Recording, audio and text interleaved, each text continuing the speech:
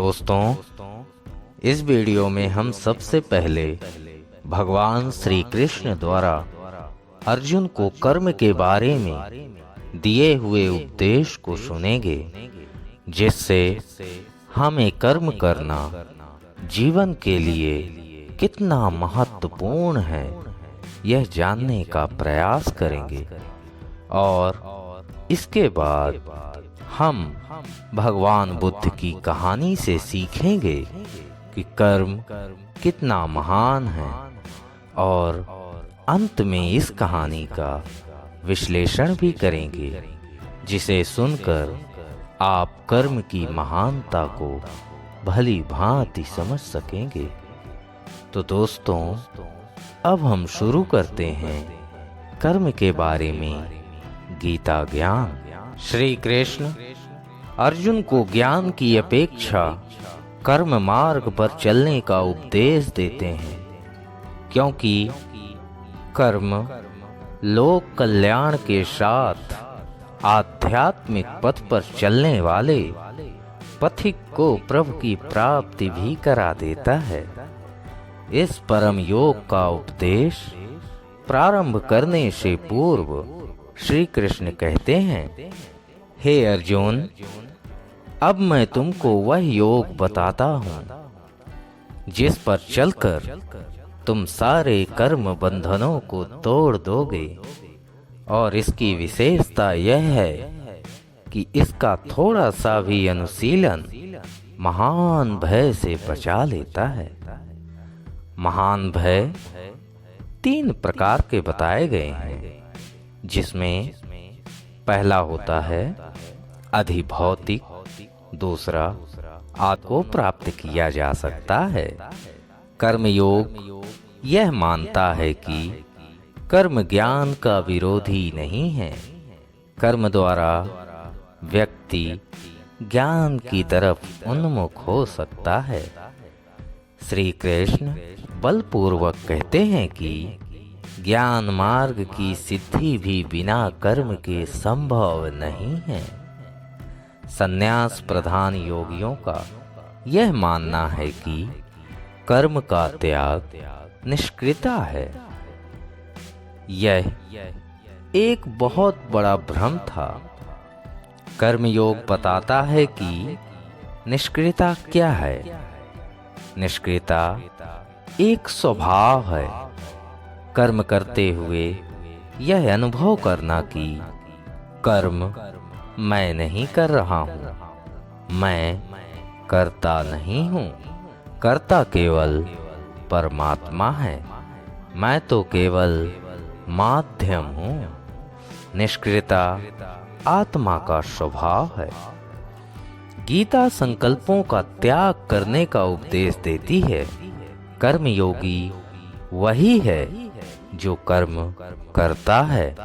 बुद्धिजीवियों ने कर्म को संन्यास धर्म को साधन माना है, वहीं आधुनिक व्याख्याकारों ने कर्म और ज्ञान को एक दूसरे से स्वतंत्र माना है। गीता का कहना है कि प्रकृति ही सारे कर्मों का संपादन करती है, पुरुष केवल साक्षी है। कर्म पुरुष नहीं करता, वह तो उसका ज्ञान है। जब वह स्वयं को कर्ता समझने लगता है। वास्तव में निष्क्रियता पुरुषों का स्वभाव है, जिसे वह कर्म द्वारा प्राप्त कर सकता है। हम बुद्ध की ये कहानी अब हम शुरू करते हैं। आप कर्म करते हैं, फिर भी आप दुखी क्यों हैं? क्या आपका कर्म कर्म है या फिर दुष्कर्म? सही कर्म का सही फल मिलता है, लेकिन सही कर्म कैसे करें? सही कर्म होता क्या है? दोस्तों, आज मैं आपको यह कहानी सुनाने जा रहा हूँ। इस कहानी के माध्यम से आज आप यह समझ पाएंगे कि कर्म क्या होता है, क्योंकि हर एक इंसान का कर्म ही उसके सुख और दुख का भागी होता है। सही कर्म उसके सुख का भागी होता है और गलत कर्म उसके दुख का भागी होता है। एक बार की बात है, महात्मा गौतम बुद्ध जी के एक शिष्य ने यह प्रश्न किया कि हे भगवान, कर्म क्या है? महात्मा गौतम बुद्ध मुस्कुराए और उन्होंने जवाब दिया, वत्स, मैं तुमको एक कहानी सुनाने जा रहा हूं। इस कहानी के माध्यम से तुम सभी शिष्य यह समझ जाओगे कि कर्म क्या है। एक राजा था। वह अपने मंत्री के साथ देश का भ्रमण करने निकला। भ्रमण करते करते राजा और मंत्री एक बाजार में पहुंच गए। उस बाजार में राजा का ध्यान एक दुकानदार के ऊपर गया। उस दुकानदार को देखते ही राजा के मन में न जाने क्यों यह विचार आया कि मैं इस दुकानदार को कल फांसी की सजा दे दूं। यह बात राजा ने अपने मंत्री को बताया। मंत्री कुछ बोले उससे पहले राजा उस दुकानदार के दुकान के सामने से आगे निकल चुके थे और दूसरी बातें करने लगे। मंत्री बहुत ही चिंतित हो गया। यह बात समझ नहीं पा रहा था कि दुकानदार की गलती क्या है। दुकानदार से बिना कुछ बात किए, बिना कुछ सोचे समझे महाराज ऐसा फैसला लेने के बारे में क्यों सोच रहे हैं? राजा और मंत्री भ्रमण करने के बाद राज दरबार वापस चले गए। मंत्री को रात भर नींद नहीं आई। सुबह जगने के बाद मंत्री एक साधारण प्रजा का रूप बनाकर उस दुकानदार के पास गया और उस दुकानदार से पूछा, तुम क्या बेचते हो? दुकानदार ने जवाब दिया, मैं चंदन की लकड़ी बेचता हूँ। फिर मंत्री आसपास के लोगों से दुकानदार के बारे में पूछना शुरू किया। सबने जवाब दिया कि दुकानदार किसी से बोलता नहीं है, हमेशा दुखी रहता है। मंत्री को बात समझ में आ गई। मंत्री फिर वापस दुकानदार के पास गया और उस दुकानदार से पूछा, तुम दुखी क्यों रहते हो? दुकानदार ने बताया, मैं दुखी इसलिए रहता हूँ क्योंकि मेरे दुकान पर लोग आते हैं, चंदन की लकड़ियाँ सूंघते हैं और बोलते हैं बहुत ही सुंदर है, बहुत ही अच्छी महक है, लेकिन कोई खरीदा नहीं है, इसलिए मैं दुखी रहता हूँ। मंत्री दुकानदार की बात सुनकर खुद भी भाव विभोर हो गया। कोई भी दुकानदार दुखी क्यों ना हो अगर उसके दुकान का कोई भी सामान खरीदा ना जाए, जबकि सामान में कोई कमी ना हो। मंत्री सोचने लगा कि यह दुकानदार अपने दुखों के वजह से इतना दुखी रहता है, परंतु राजा इस दुकानदार को फांसी पर क्यों लटकाना चाहते हैं? अर्थात राजा के मन में आए हुए विचार का उत्तर अभी तक मंत्री को नहीं मिला था। मंत्री ने फिर दुकानदार से पूछा, भाई, तब तुम क्या करोगे अगर तुम्हारे दुकान की सारी चंदन की लकड़ियां ऐसे ही रखी की रखी रह जाएंगी तो?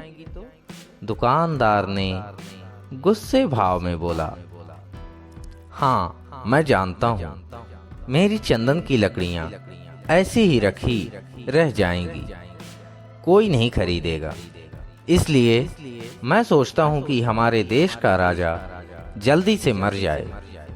अगर वह जल्दी से मर जाता है तो मैं उस राज दरबार में उस राजा के दाह संस्कार के लिए अपनी चंदन की लकड़ी देता, जिससे मुझे कुछ पैसे मिल जाते और इस बाजार के अलावा बाकी के लोगों को भी मेरे चंदन की लकड़ी के बारे में पता चलता, तो फिर शायद कुछ न कुछ लोग मेरी दुकान से जरूर खरीदने आते और चंदन की लकड़ियां भी ले जाते।